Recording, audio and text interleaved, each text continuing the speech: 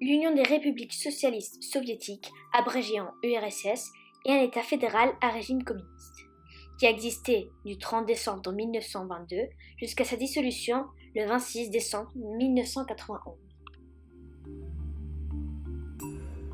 La chute de l'URSS devient presque inéluctable au début des années 1990. L'URSS est un État fédéral qui regroupe depuis 1922 une quinzaine de républiques socialistes soviétiques pour former le plus grand État du monde. Mais, depuis 1985, Mikhaïl Gorbatchev, le secrétaire général du comité central du Parti communiste de l'Union soviétique, mène une politique de réforme.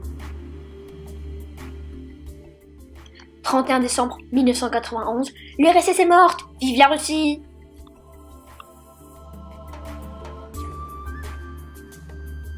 Mikhaïl Gorbatchev prône la liberté d'expression, mais aussi une ouverture économique et une restructuration de la société, avec la perestroïka. Cette politique a pour effet de soulever les peuples des républiques soviétiques.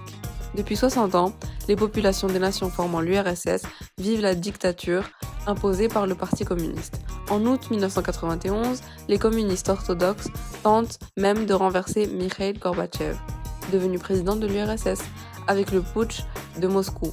C'est un échec. Boris Eltsine, le réformateur président de la Russie, est entré en scène.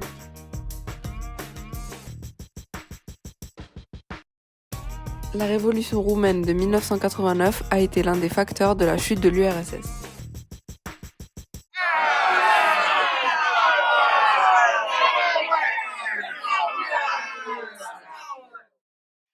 En 1989, la chute du mur de Berlin annonçait déjà la chute de l'URSS. Mikhaïl Gorbatchev fête le 7 octobre les 40 ans de la RDA, mais les manifestants le supplient de les aider. L'équilibre de la terreur, c'est l'équilibre de l'arme nucléaire entre les deux blocs qui s'opposent pendant la guerre froide, le monde libre et le bloc soviétique. Les deux protagonistes sont donc les États-Unis d'un côté et l'URSS de l'autre.